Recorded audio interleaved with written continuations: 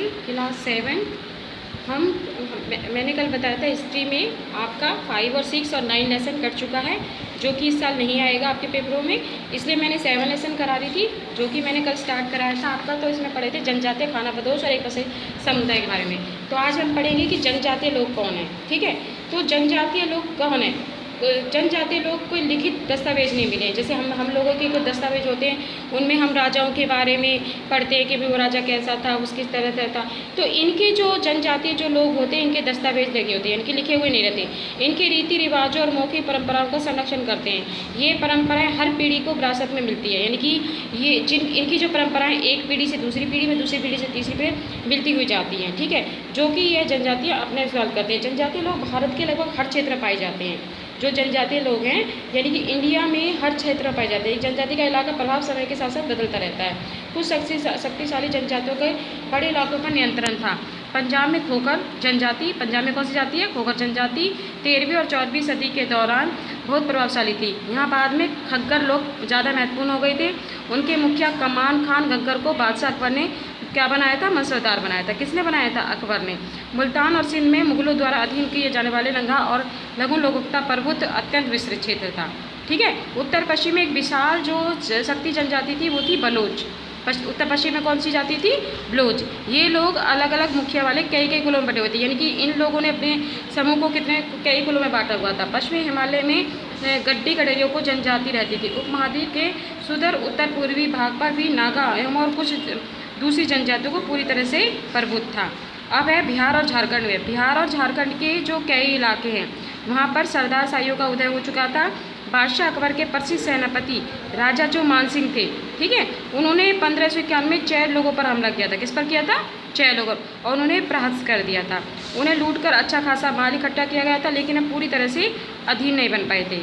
औरंगजेब के समय मुगल सेनाओं ने किस पर, चैर लोगों के कई किलों पर क्या कर लिया था, कब्जा कर लिया था। इसलिए इन जाति को अधीनस्थ बना दिया गया था। तो देखा ना, ये उत्तर पश्चिमी में, पंजाब में और झारखंड में इन जातियों के फैले हुए थे।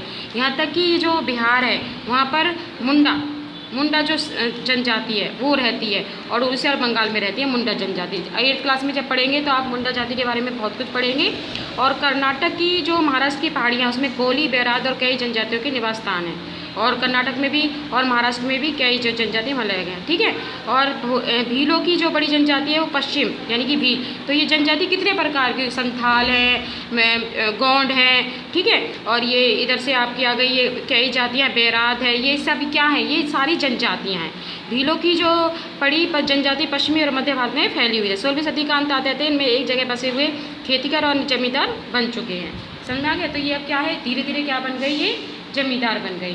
उसके बाद है खाना बदोश और घुमंतू लोग कैसे होते हैं। खाना बदोश मैंने पहले ही बताया था, जो कि अपने जानवरों को साथ लेकर एक स्थान से दूसरे स्थान पर जो घूमते रहते हैं, उनको कहते हैं खाना बदोश जाति। ठीक है, तो ये थे जो घुमंतू व्यापारियों की श्रृंखला भारत को भारी दुनिया से जोड़ते थे। तो ये खाना बदोश लोग क्या थे, एक दूसरे को हमारे देश से जोड़ते थे, क्योंकि एक स्थान से दूसरे स्थान पर जाते थे तो वहाँ की संस्कृति को अपनाते थे और अपनी संस्कृति को वहाँ फैलाते थे। तो इस तरह से ये दूसरे देशों को हमारे देशों के साथ जोड़ते थे।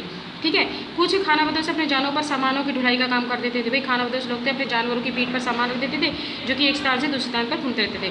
बंजारा लोग सबसे महत्वपूर्ण व्यापारी खाना बदोश थे। उनका कारवा टाड़ा कहलाता था। जो बंजारे लोग होते थे, आज भी देखे जाते हैं ना, बंजारे ठहरे रहते हैं रोड के पास में, तो उनको टाड़ा कहा जाता था। सुल्तान अलाउद्दीन खिलजी बंजारों का इस्तेमाल नगर के बाजारों और अनाज की ढुलाई का काम करते थे। बादशाह ने जहांगीर ने अपने संस्मरणों में लिखा है कि बंजारे अपने इलाकों से अपने बैलों पर अनाज लेकर क्या करते थे, शहरों में बेचते थे। भाई बंजारे लोग थे, अनाज ले जाते थे और दूसरे शहरों में बेचते थे। सैन्य अभियानों के दौरान वे मुगल सेना के लिए खादरों की ढुलाई काम करते थे।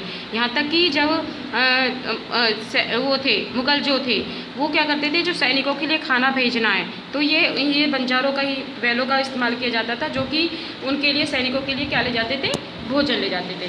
कई पशुचारी जनजातियाँ जो थी, मवेशी, घोड़ों जैसे जानवरों को पालने पोसने संपन्न लोगों के साथ इन्हें बेचने का काम करती थी। छोटे मोटे फेरी वालों का विभिन्न जातियों भी एक दूसरे से गांव भरण करती थी। ये लोग रस्सी, सरकंडे की चीज़ें, फूस की चटाई और मोटे बोरे जैसे माल बनाते थे। कभी कभी भिक्षु लोग भी घुमंतू सौदागरों को क्या करते थे, काम करते थे। समझ में आया। और नृत्यकों, गायकों और तमाशबीनों की भी जनजातियाँ थी। विभिन्न नगरों और गाँवों में भी कमाई का काम, अपनी कला का क्या करते थे, प्रदर्शन करते थे। ठीक है ना। तो ये सब जातियाँ थी जो जनजातियों के बारे में आपने पढ़ा कि भाई किस तरह से ये जो बंजारे लोग हैं, गौंड जातियाँ हैं, किस तरह से पूरे देश में फैली हुई थी और किस तरह से दूसरे देशों को हमारे देशों के से किस प्रकार से जोड़ती थी। ठीक है, तो नेक्स्ट क्लास में पढ़ेंगे हम कि बदलता समाज, नई जातियाँ शक्ति। अब ये तो पढ़ा था हमने कि भाई किस तरह से ये जातियाँ थी, अब पढ़ेंगे कि समाज किस तरह से बदला और इनका किस तरह से अपने आप को इन लोगों ने बदलता। ठीक है, आज के लिए इतना ही, नेक्स्ट क्लास में नेक्स्ट